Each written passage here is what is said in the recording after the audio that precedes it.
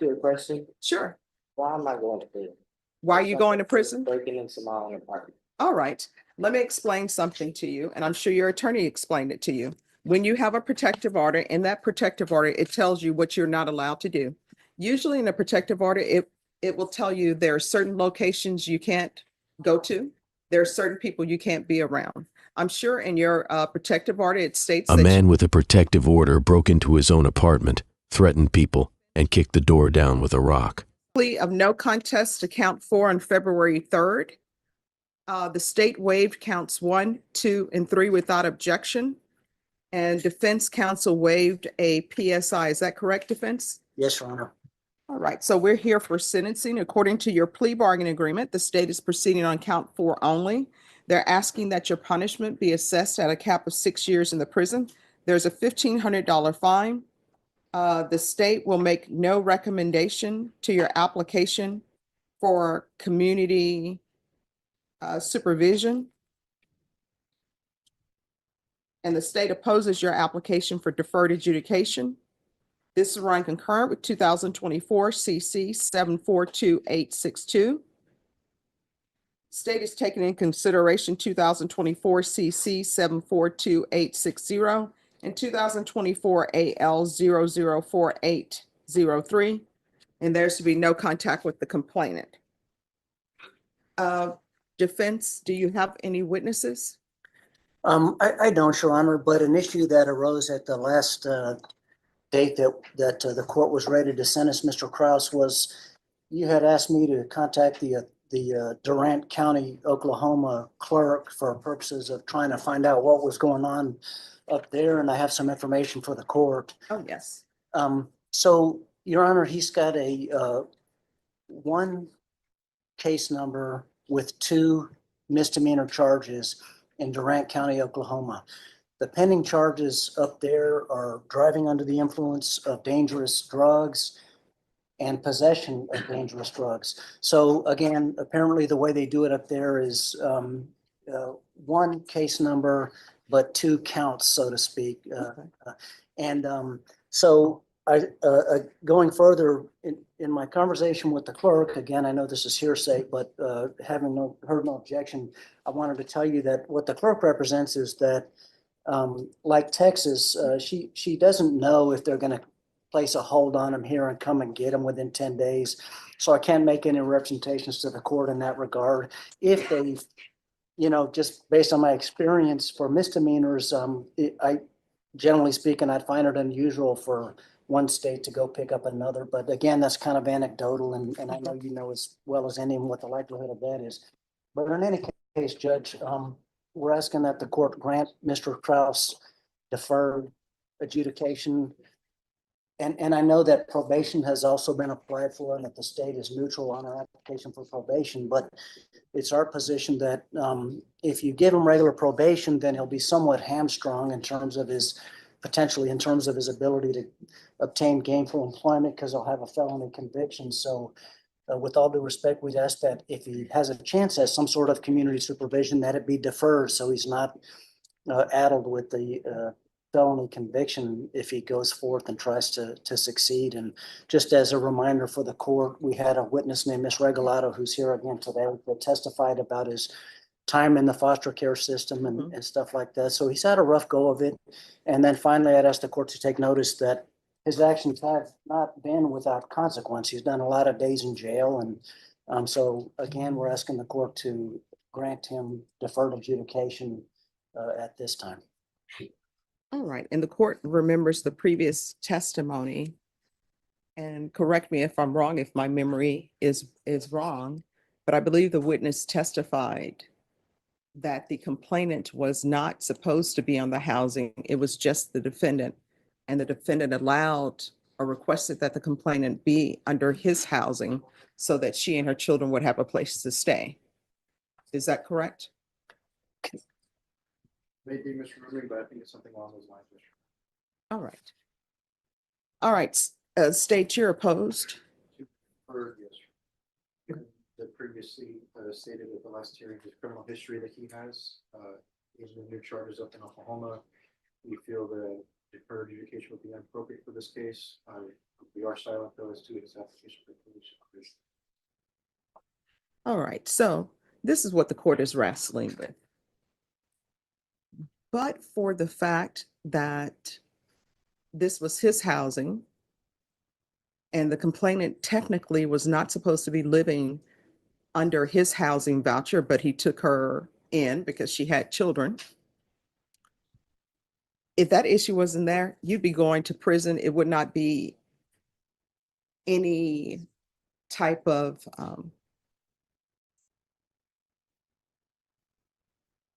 constraint for me as far as sending you to prison. But I have to sort of weigh that. But then on the other hand, I'm weighing it with what I'm reading in the police report. That's an issue for me. Because what I'm reading in the police report is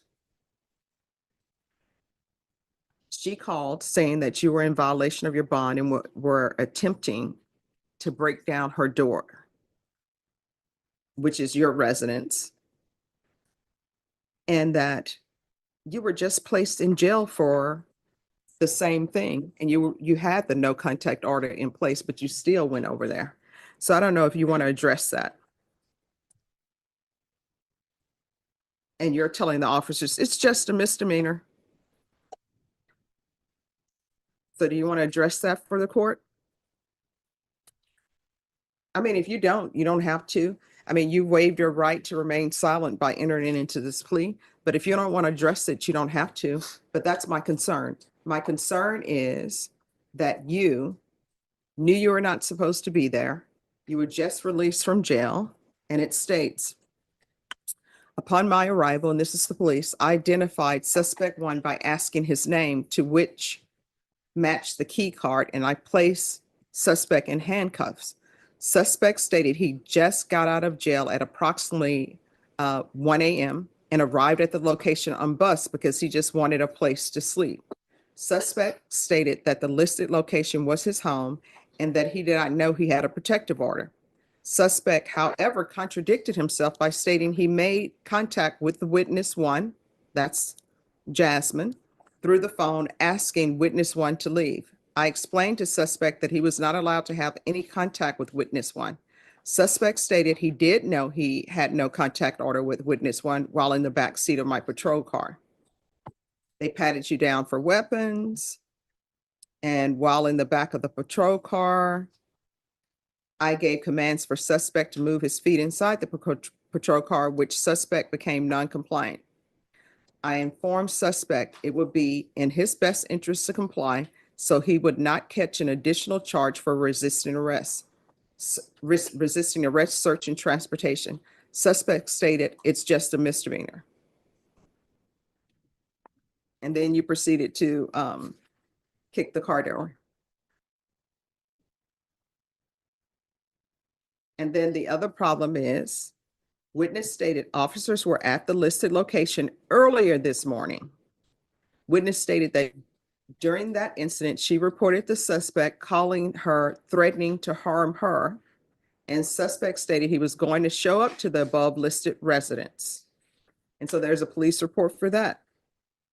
And then it says you showed up at the above listed residence at approximately 5:55 hours by transportation of the via bus to the residence.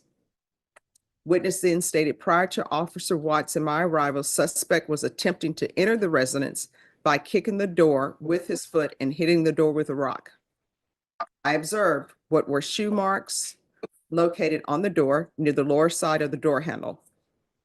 Witness also stated suspect threw a rock at the door and attempted to throw it at the apartment balcony door, where I observed the rock located on the apartment balcony. So, do you want to say anything? Your Honor, You want to raise your right hand? Do you solemnly swear or affirm the testimony you give will be the truth and nothing but the truth, so help you God? so, All right, and then it says, suspect stated that when he showed up to the residence, he was going to kick witness 2, Christopher Nunn, in the head and stomp on his chest. Suspect then made threats to witness 3, Dylan Moore, stating he was going to catch him and beat him up. All right, what would you like to say? so with that being said, I know what the paperwork says, Your Honor, and, please. I'm sorry, you need to speak up. I can't hear you. I know what the paperwork said, and I understand that's, that was who I am, who I was. And these last 5.5 months that I've been incarcerated, I've learned my lesson. I have time to sit down and think. Me and Jasmine have kids together, which are currently in foster care right now. No, I understand. no, when you say you all have children together that are currently in foster care, your witness testified at the previous hearing that Jasmine needed a place for her and her children to stay. Usually when people say her children, that means that they're not your biological children. They're my biological children. They are your biological children? Okay. I don't know why she said it was like that, but they're my children. Xavier Krause and Emery Krause. I just had a baby girl. All right, that changes things for the court then, because I thought this was a complainant who just needed a place to stay with her children. That's the way the testimony was given to me, that they were not your biological children. It's the mother of my children. Okay. We've been together for it would have been 5 years last year in November. All right, so that means that she should have been under the housing then. She wasn't under the housing, when she made the statement, calling and, she wasn't there for the first 2 months that I was supposed to get a 2-bedroom, 2-bath, was because I found a week before I got housing, I found out my baby mama was cheating on me. You mean the mother of your children? Mother of my children, she was cheating on me. So we broke things off and I went off and got the apartment by myself.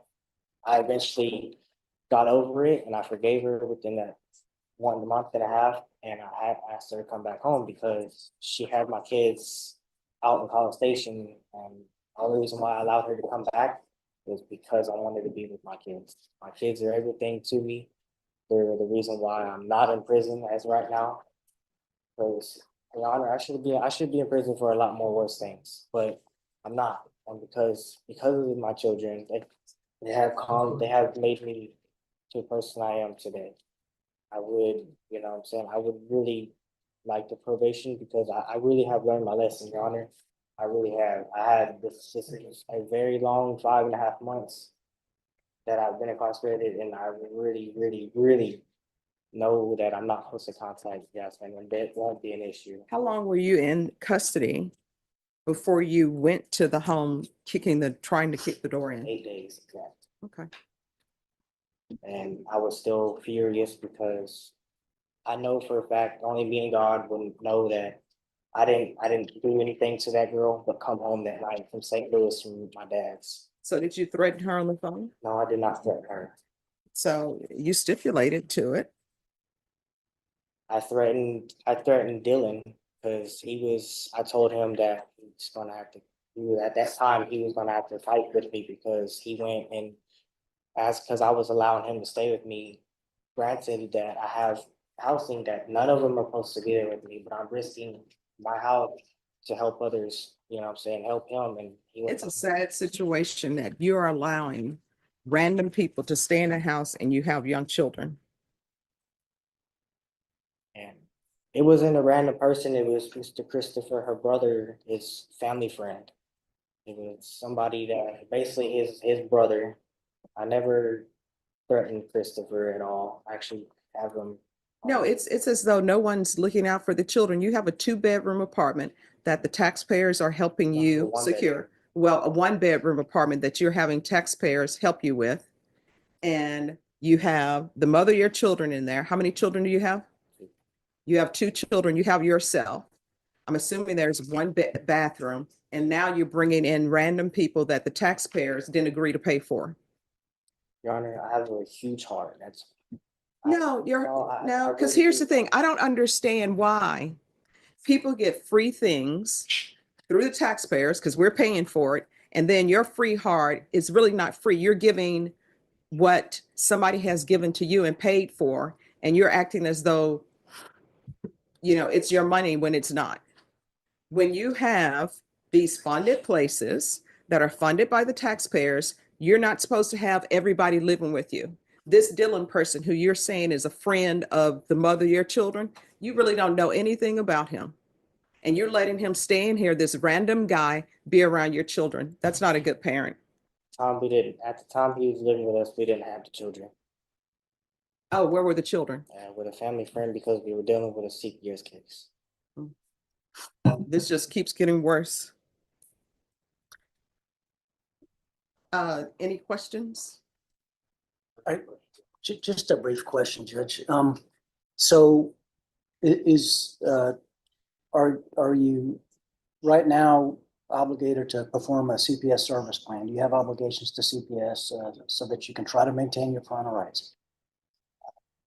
Case right now, the CPS caseworker comes and sees me every month. Okay. And is that another reason you're asking Judge Boyd to consider probation so that you can perform your service plan? Mhm.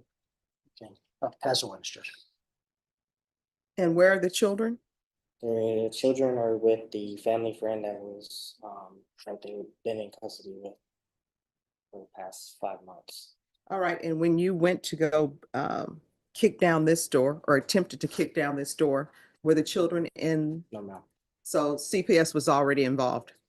All right. This is what the court is going to do. Court is finding you guilty. This will run concurrent with 2024 CC 742862. Taking consideration 2024 CC 742860, 2024 AL 004803. There's to be no contact with Jasmine Nunn, N-U-N-N. And the court will sentence you to 5 years in the prison, give you credit for any time served, and I'll request the therapeutic community. Did you review the document entitled Trial Court Certification of Defendant's Rights to Appeal with your attorney? Did you understand it and did you sign it? Your Honor, may I ask you a question? Sure. Why am I going to prison? Why are you going to prison? Breaking into my own apartment. All right, let me explain something to you, and I'm sure your attorney explained it to you. When you have a protective order, in that protective order, it tells you what you're not allowed to do. Usually in a protective order, it will tell you there are certain locations you can't go to. There are certain people you can't be around. I'm sure in your protective order, it states that you were not allowed to be around Jasmine Nunn. You did it anyway. I'm sure in the protective order, it told you you were not to go to that location. You did it anyway. That's a court order. When you violate court orders, that's a signal to the court that you're probably not going to abide by conditions of probation. Did you review the document entitled Trial Court Certification of Defendant's Rights to Appeal with your attorney? Did you understand it and sign it? Because this is a plea bargain agreement, because I followed your plea bargain agreement, and because you waive your right to appeal, you do not have the court's permission to appeal. Because this is a felony conviction, you're not allowed to own or possess any weapons or ammunition. If you have a question over what a weapon or ammunition is, you'll need to speak to your attorney. Counsel, did you go over the Trial Court Certification of Defendant's Rights to Appeal with your attorney? I did, Judge. And did he sign that? He did. All right, thank you. Judge, will the court retain jurisdiction for purposes of consideration of shock probation? Sure. All right, 0000924 State versus Jason Moore. Could I have parties announced for the record for the state? Defense? And are you Mr. Moore? Yes, ma'am. Probation, this is an application. Did you review? Counsel, I'm sorry, counsel, have you received all discovery and did you review it with your client? Yes, Your Honor. Court will find that the state is in compliance with discovery. Mr. Moore, did you review the document entitled Application for Deferred Adjudication or Community Supervision with your attorney? Did you understand it and sign it? Yes. Did you review the true bill of indictment with your attorney? Yes. Did you understand it? Counsel, do you waive the reading of the indictment? We do, Your Honor. State, are you proceeding on the indictment as presented? Yes, sir. Mr. Moore, did you review the court admonishments and defendant's waivers and affidavit of admonitions with your attorney? Did you understand it and sign it in all the appropriate places? Yes, sir, ma'am. Did you understand you're charged with assault on a peace officer as a second-degree felony?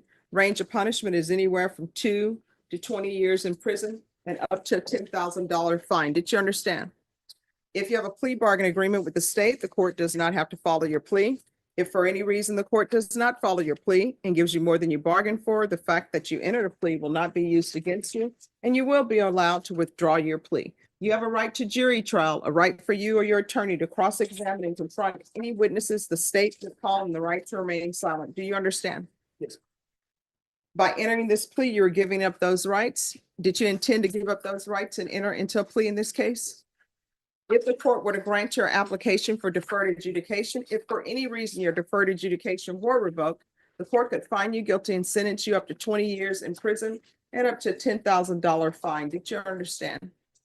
Counsel, has your client been able to provide you with any defenses? Yes, Your Honor. Do you believe he has a rational as well as a factual understanding of the charges against him? Yes, Your Honor. Do you believe he's currently competent and was legally sane at the time of the offense? Yes, Your Honor. Mr. Moore, has anyone threatened you, coerced you, or placed you in fear to get you to enter this plea? Anyone promised you anything other than the plea? Are you satisfied with the way you've been represented? Are you a U.S. citizen? Yes. Court will find that defendant has knowingly and voluntarily waived his right to jury trial. Did you review the plea bargain page with your attorney? Did you understand it? Yes, sir. According to the plea, there's $1,000 fine and the state recommends deferred adjudication. Did you understand that to be the plea? Defense, is that the plea? Yes, Your Honor. State, is that the plea? Did you review the waiver of appeal paragraph with your attorney? Did you understand it and sign it in both places? Yes. Did you understand by signing that you're waiving your right to appeal? The only items that can be appealed are written pretrial motions that have been filed, heard, and ruled upon by the court. Did you understand? Yes. Are there any such motion? No, Your Honor. Outside the agreement, the state is requesting that your community supervision be for a term of 3 years. There be a TAP evaluation, community service hours, mental health assessment, no harmful or injurious contact with Barbara Dunkel? Dunkel. Did you understand those were recommendations from the state and the court does not have to follow those recommendations? Then to the offenses charged, how do you plead? No problem. State any evidence? No objection. All right, state you may be excused. Did you review the waiver and consent to stipulations with your attorney? Did you understand it and sign it in all the appropriate places? Again, did you understand you have a right to jury trial, a right for you or your attorney to cross-examine and confront any witnesses the state would call, and the right to remain silent? Yes. Did you understand that today the state will be presenting evidence in the form of witnesses' statements and police reports, but most importantly, there'll be no live testimony? Did you understand? Court will find that defendant has knowingly and voluntarily waived and consented to stipulation of testimony and stipulations. Court will accept into evidence states exhibits 1 and attachments, and the court will review the same.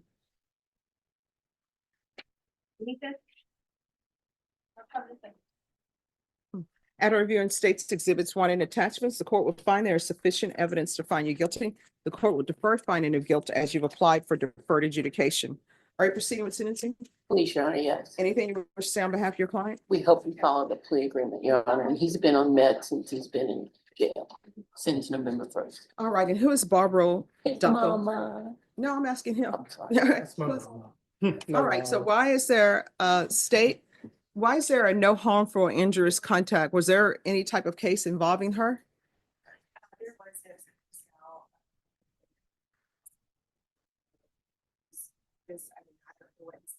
Living arrangements are, but the evidence that was stipulated to, I think, supports that, even though that case was disclosed. All right, what are your living arrangements? I currently live with my mom, taking care of her physically, and she's got a bad angle, bad head, so I kind of watch over her. If she's okay, take care of the house. All right, isn't there a home health care provider to do that? She doesn't have one. She's actually trying to get surgery and everything. All right, because I don't allow people to be home health care providers. So if you're trying to segue into being her home health care provider, it's not allowed in this court. He's gonna get a job. All right, so I'm asking. I'm sorry. So when's the last time you had employment? Right before this. Doing what? Aircraft mechanic for civil service, United States Air Force. So what happened on this day? Why did this all occur? Can I answer? I want to know from him. He's the one, you can answer if you're going to be on probation with him. So, all right, so what's going on that day? I was just currently I had no sleep Mhm. for a little while, I was on Ambien. It's a medication. I know, I understand Ambien. With my condition, I was. So have you ever had any mental health diagnosis before? I have. Yes. All right, for what? Bipolar. All right. And do they have you on medication at the jail? Yes. And what is that? Axel. Mhm. And a shot of, they call it Abilify. All right, and do you have any type of case manager or somebody to help you continue with your medications if you're released from custody? I was on medication before I came with the VA. I get the Veterans Affairs. Okay. All right. And did anybody check to see if Veterans Treatment Court would accept him in their program? No, All right. Do you want to consider being under the umbrella of Veterans Treatment Court? Many things. And Norman, no more cases.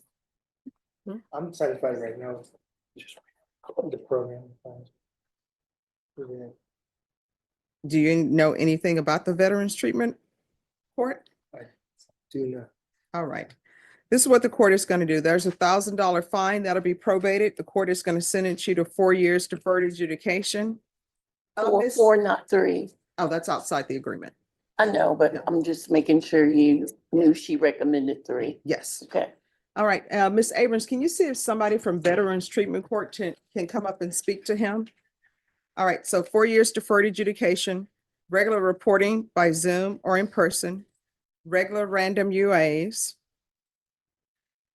proof of employment within 30 days of release, no employment as a home health care provider or with minors, field visits 1 time per month for 6 months,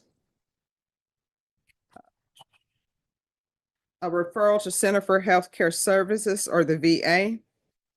There's been no harmful or injurious contact with Barbara Duckle.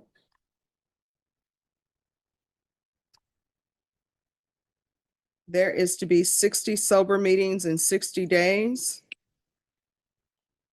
With who? They'll tell him. Okay. 150 hours of community service restitution.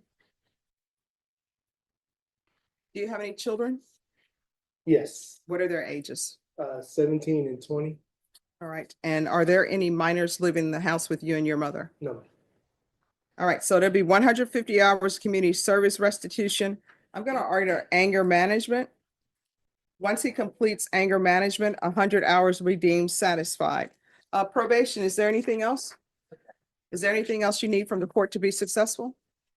Did you review the document entitled Trial Court Certification of Defendant's Rights to Appeal with your attorney? Did you understand it? Did you sign it? Because this is a plea bargain agreement, because I followed your plea bargain agreement, because you waive your right to appeal, you do not have the court's permission to appeal. Do you understand? All right, we can go off the record. Somebody from Veterans Treatment Court will come up here and speak with you. Maybe you will decide after talking to them, you want to be considered for the Veterans Treatment Court. If you do, I'll grant your defense counsel motion for new trial if that's what you decide. Otherwise, they're going to come up here and they'll speak to you so they can make sure that you connected with the VA. You understand? Yes. All right, good luck to you. Thank you. You're welcome. That's the reality in this courtroom. Judge Boyd reads everything, she remembers everything, and she doesn't give probation to people who break court orders the same week they're released. That's Court Beacon TV. Real footage, real consequences. Subscribe so you don't miss the next hearing.